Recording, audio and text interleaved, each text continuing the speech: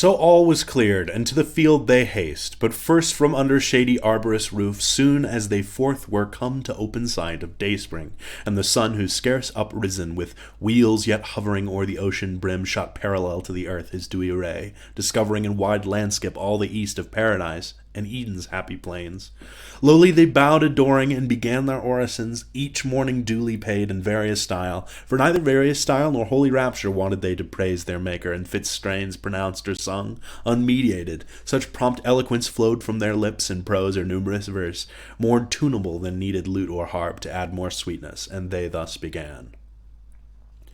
These are thy glorious works, Parent of good, Almighty, thine this universal frame, thus wondrous fair, thyself how wondrous then, unspeakable, who sitt'st above these heavens, to us invisible or dimly seen, in these thy lowest works. Yet these declare thy goodness beyond thought and power divine. Speak ye who best can tell, ye sons of light, angels, for ye behold him, and with songs and choral symphonies, day without night, circle his throne rejoicing, ye in heaven, on earth join all ye creatures to extol him first, him last, him midst, and without end. Fairest of stars, last in the train of night, if better thou belong not to the dawn, sure pledge of day that crown'st the smiling morn, with thy bright circlet praise him in thy sphere, while day arises, that sweet hour of prime, thou son of this great world, both eye and soul, acknowledge him thy greater, sound his praise in thy eternal course, both when thou climb'st and when high noon hast gained, and when thou fall'st. Moon, that now meet'st the orient sun, now fliest with the fixed stars, fixed in their orb that flies,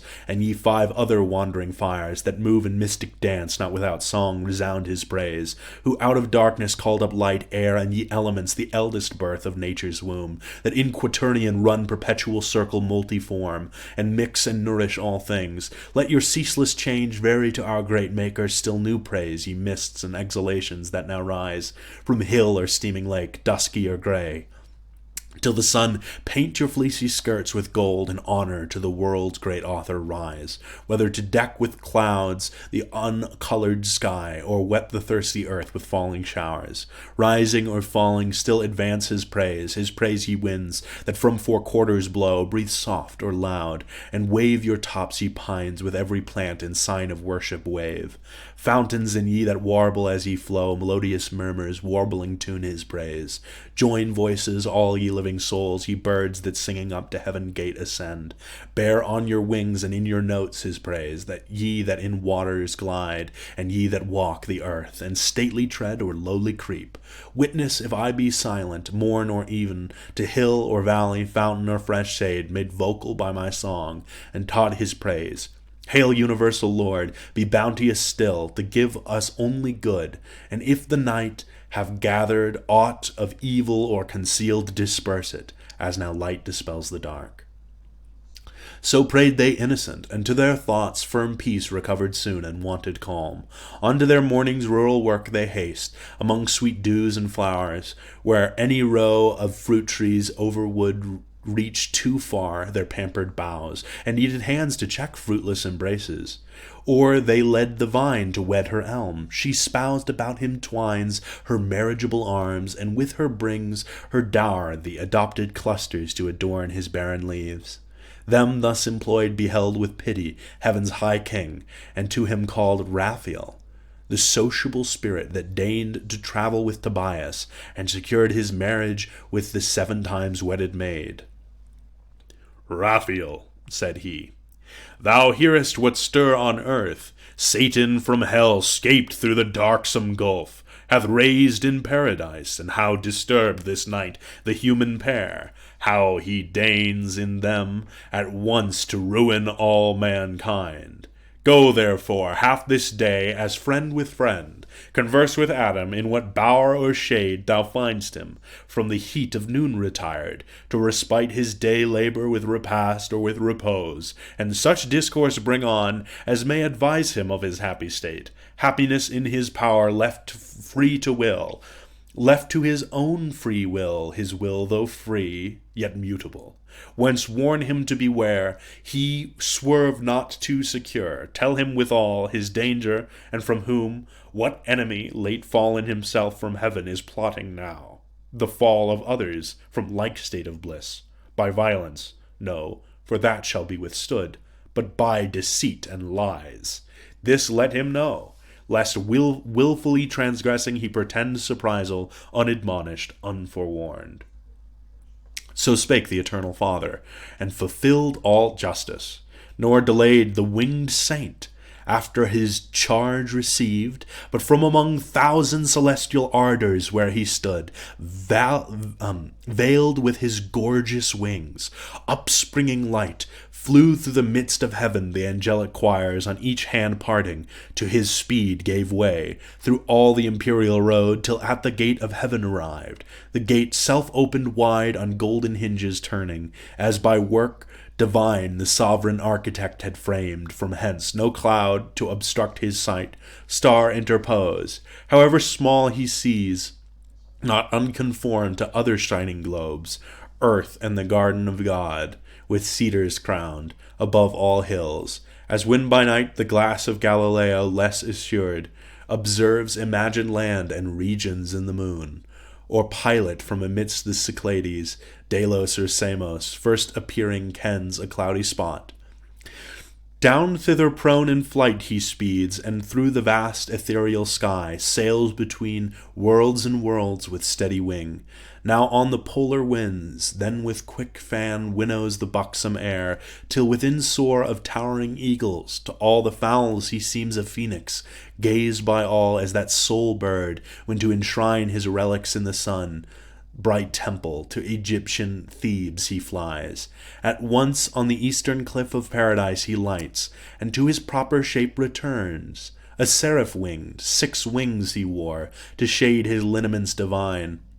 The pair that clad each shoulder broad came mantling o'er the breast with regal ornament, the middle pair girt like a starry zone his waist, and round skirted his loins and thighs with downy gold, and colours dipped in heaven. The third, his feet shadowed from either heel with feathered mail, sky-tinctured grain, like Maia's son he stood, and shook his plumes, that heavenly fragrance filled the circuit wide. Straight knew him all the bands of angels under watch, and to his state, and to his message high in honour rise. For on some message high they guessed him bound. Their glittering tents he passed, and now is come into the blissful field, through groves of myrrh and flowering odors, cassia, nard, and balm, a wilderness of sweets, for nature here wantoned as in her prime, and played at will her virgin fancies, pouring forth more sweet wild above rule or art, enormous bliss. Him through the spicy forest onward come Adam discerned, as in the door he sat of his cool bower, while now the mounted sun shot down direct his fervid rays to warm earth's inmost womb, more warmth than Adam needs, and Eve within, due at her hour prepared for dinner savory fruits of taste to please true appetite and not disrelish thirst, of nectar's draughts between, from milky stream, berry or grape, to whom thus Adam called, "Haste hither, Eve, and worth thy sight behold. Eastward among those trees what glorious shape comes this way moving? Seems another morn, risen on mid-noon. Some great behest from heaven to us perhaps he brings, and will vouchsafe this day to be our guest. But go with speed, and what thy stores contain bring forth, and pour abundance, fit to honour and receive our heavenly stranger. Well we may afford our givers their own gifts, and large bestow from large bestowed, where nature multiplies her fertile growth, and by disturbing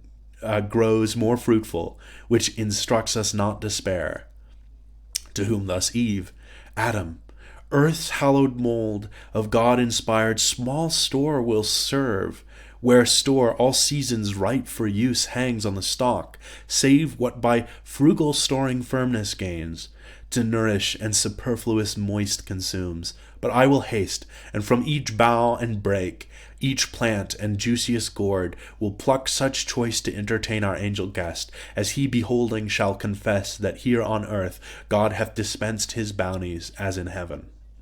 So saying, with dispatchful looks in haste she turns, on hospitable thoughts intent, what choice to choose for delicacy best, What order so contrived as not to mix tastes not well joined, inelegant, but bring taste after taste upheld with kindliest change, bestirs her then, and from each tender stalk, whatever earth all-bearing mother yields in India east or west, or middle shore, in Pontus or the Punic coast, or where Alcinous reigned, fruit of all kinds, in coat rough or smooth rind, or bearded husk, or shell she gathers. Tribute large, and on the board heaps with unsparing hand. For drink the grape she crushes, inoffensive moist, and meaths from many a berry, and from sweet kernels pressed she tempers dulcet creams. Nor these to hold wants her fit vessels pure, then strews the ground with rose and odors from the shrub unfumed. Meanwhile, our primitive great sire, to meet his godlike guest, walks forth, without more train, accompanied then with his own complete perfections. In himself was all his state, more solemn than the tedious pomp that waits on princes, when their rich retinue long of horses led, and grooms besmeared with gold, dazzles the crowd, and sets them all agape. Nearer his presence, Adam, though not awed, yet with submiss approach and reverence meek, as to a superior nature bowing low.